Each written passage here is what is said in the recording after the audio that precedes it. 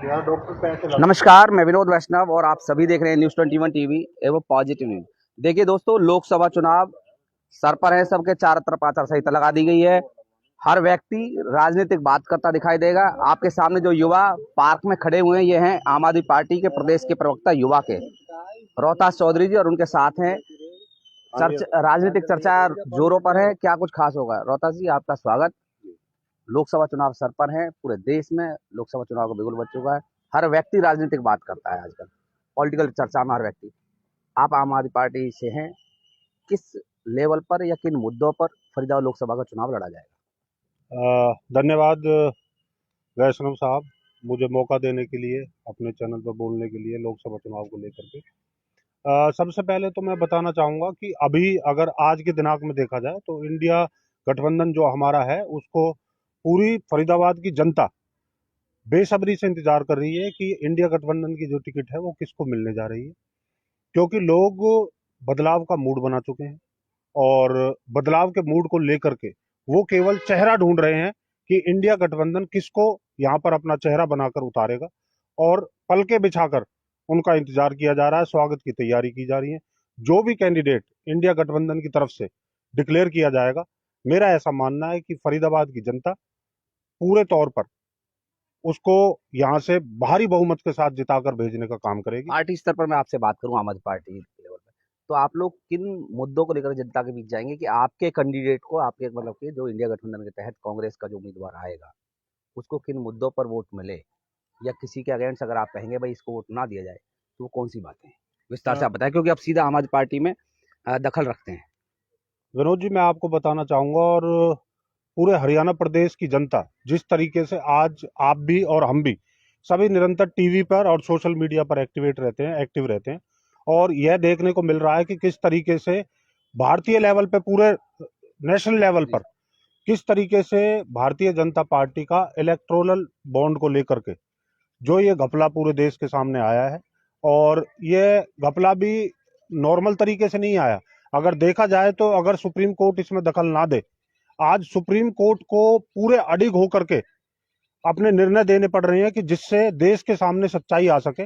तो मेरा ऐसा मानना है, अगर फरीदाबाद लेवल पे हम आते हैं, मैं समझ रहा हूँ आपकी बातों को, कि फरीदाबाद लेवल पे अगर हम आते हैं तो सबसे बड़ा जो मुद्दा है वो भ्रष्टाचार है। आप यहाँ मेरे सामने अगर आप देखोगे, किसी भी रोड पे आप जाओ, किसी भी रोड पर किसी भी रोड पर जाओ, वहां पर व्यवस्था बिल्कुल खराब है, घुटनों घुटनों तक गड्ढे हैं। यहाँ पर किसी भी प्रकार से किसी भी रोड की कोई मरम्मत नहीं होती।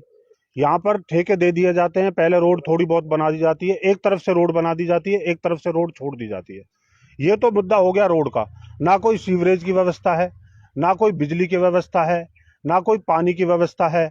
यहाँ पर बिल्कुल अगर व्यवस्था देखी जाए तो चरमराई हुई है। यहाँ पर कोई भी किसी भी तरीके से सुनने के लिए तैयार नहीं है, क्योंकि बीजेपी के अंदर, भाजपा के अंदर सबसे बड़ी प्रॉब्लम ये है, सबसे बड़ी दिक्कत ये है कि इनका जो नेतृत्व है वो केवल कठपुतली के तौर पर अपने लोगों को बिठा कर रखता है, और जो ऊपर से जो मैनेजमेंट करवाना चाहती है वो केवल ऊपर की मैनेजमेंट के द्वारा यहाँ पर इम्प्लीमेंटेशन होती है। आप कैसे व्यक्ति को चाहते हैं जो फरीदाबाद का लोकसभा में प्रतिनिधित्व करे? मेरे चाहने से नहीं होगा, जनता के चाहने से होता है, और जनता ये चाहती है कि प्रतिनिधित्व वो आदमी करे जो आम जनमानस की जो समस्याएं हैं उनको समाधान करने के लिए तत्पर रहे। और लोगों का ऐसा मानना है कि इस बार इंडिया गठबंधन को वो इसलिए, क्योंकि उन्होंने 10 साल निरंतर भाजपा का जो शासन था, जो कहते थे सबका साथ और सबका विकास, भाजपा का शासन वो निरंतर देख चुके हैं, और उन्होंने पाया कि यहाँ पर किसी भी प्रकार से ना तो कोई डेवलपमेंट हुई, ना किसी भी प्रकार की कोई सुनाई हुई। आप आए दिन यहाँ देखते रहते होंगे, अभी हम 11 सेक्टर खड़े हैं, 11 सेक्टर अभी पीछे आपने देखा होगा, जिम हुड्डा मार्केट के अंदर 30 से 40 राउंड फायर करके एक नवयुवक की हत्या कर दी गई। ना तो उसमें ट्रेसिंग हुई किसी भी तरीके से। कोई भी इवेंट, अब होली आने वाली है, होली के समय पर कोई भी किसी भी तरीके की प्रशासनिक तौर पर ना कोई व्यवस्था की जाती है, ना कोई इंतजाम किए जाते हैं कि भाई लोगों को किस तरीके से क्राइम से बचाया जाए। तो लोगों का ऐसा मानना है कि वो आने वाले समय में अरविंद केजरीवाल जी और इंडिया गठबंधन के साथ वो सुशासन की ओर बढ़ना चाहेंगे, और लोगों का ऐसा कहना है कि वो भ्रष्टाचार को खत्म करने के लिए इंडिया गठबंधन को भारी से भारी बहुमत दे करके जिता कर भेजेंगे। वही फरीदाबाद लोकसभा क्षेत्र के लोगों से कुछ कहना चाहेंगे, आम आदमी पार्टी के कार्यकर्ता से आप?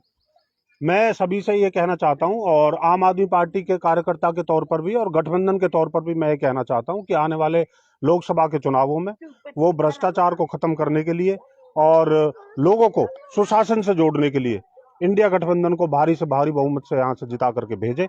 और युवाओं से, खासकर मैं युवाओं से ये अपील करना चाहूंगा, क्योंकि एक युवा होने के नाते और आज की दिनांक में अगर देखा जाए तो पूरे हरियाणा के अंदर जो युवाओं की जो संख्या है, जो पहली बार जो मत करेंगे वो भारी संख्या में 18 से 22 साल के जो युवा हैं वो भारी संख्या में। और मेरा ऐसा मानना है कि हमारे नॉर्दर्न इंडिया में सबसे ज्यादा युवा जो है वो हरियाणा के 18 से 22 साल के युवा इस बार मताधिकार का प्रयोग करने जा रहे हैं।